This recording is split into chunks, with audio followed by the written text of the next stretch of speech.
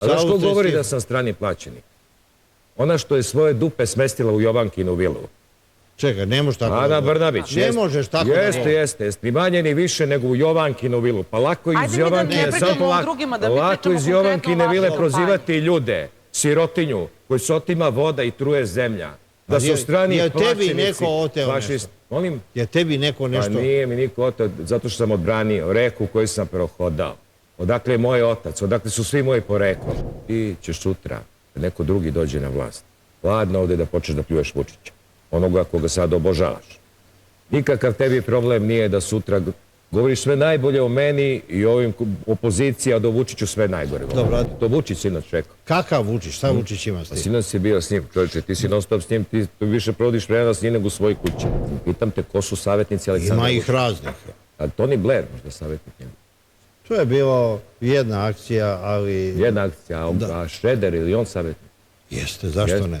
Šreder je... To nešto bombardovao Srbiju, mu to savjetnik. Pa što to njega ne pitaš jednom kada... To je direktor Severnog toka 1. Što ne pitaš Vučića, jeli bre čovječe, ko te to savjetuje? Oni što su bombardovali zemlju, ti prozivaš mene za Violu fon Kramon. Tako je. Dovesti nemačke investitore. Bravo, Mariću, pacifisto, tako je. Ti se boriš za mir.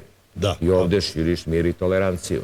Evo, pre mene ovde je bio čovek, to je bio direktor RTS-a, čuveni Vučela, jel' tako? Šta fali Vučeli? Znaš šta je taj radio? Cijela Srbija je moje zavidela. Taj nas je pozivao da idemo na Vukovar, pa su mene i moju generaciju noćima lovila vojna policija i terali na Vukovar. I šta sad imamo od toga? Pa nije Vučela te vodio u Vukovar. On je bio te priče koje je pozivao da idemo da branimo. Idemo branimo sve te srpske zemlje. Ali to je normalno, to se dešava u svim državama. Pa ti kažem nešto. Pa ni za Srbiju nama se i dan danas nam isti ti ovde govore kako treba da branimo Srbiju. I ponovo nas huške u rat sa ljudima s kojima smo živjeli 70 godina u istoj zemlji. Ko te huška u rat? Niko. Mariću, ti što ih dovodiš u emisiju, taj Bokan što ovde premerava ljude ko je Rumun, ko nije po nacionalnoj osnovi. Aj, pusti bre, više te prekinite, više to da radite. Čuto, ko tebi veruje u to što priča? Dobro, ne morate vi da... Ti si ubeđen u to. Znate ko mi veruje? Ko? Oni ljudi koji su bili na Gazeli. Ima nas na stotine hiljada. Ali i za te ljude kažu da su plaćeni. Niko mi nije dao. Ništa meni niko dao nije, Mariću. Ja nikom ništa dužan nisam. Nisam bilo kome šta otimao. Ne znam, ima Austrijancima ili ne znam. Za razliku, recimo, tog Raše Raičevića koji postade vlasnik... Vi znate da će studenti za 1000 dinara da urade šta god. Znači da se studenti, svaki student će da izađe gde god da mu kažete date mu 1000 dinara i pojavit će se gde god, na Gazeli ili negde drugde. Koliko plaćaš da izađe za 1000 dinara? To vam Aleksandar Vučić dao tu recepturu. Naravno da nije. Kako vas bre nije sramotan? Znam tako, zato to i pričam. Da vređate studente ovde. Ajde ponovite to još jednom, molim da vas čuje sad cela Srbija. Šta ste rekli, da će svaki student za 1000 dinara... Koliko plaćaš demonstrante?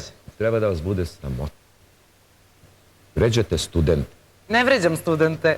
Dobro, to što ste rekli, to ne da uvredljivo. Morat ćete objasniti tim studentima. Ko to njih plaća za 1000 dinara? Evo, ja ću da dovedem u sledeću emisiju studente koje će da kažu jeste za 1000 dinara. Jeste, kaže za 1000 dinara ja ću da se pojavim gde god. Ti studenti se ne prodaju. To su deca koje se ne prodaju. Ne može ih kupiti Aleksandar Vučić za 100 evra. Sram vas bilo šta radite. Ja pozivam sve ljude da 3. izađu na izbore i da glasaju za život. Ovo što vi radite ovde je sve samo ne život. Od tog vašeg prosperiteta, od te Srbije Vučićeve, sva deca pobegoše odavde.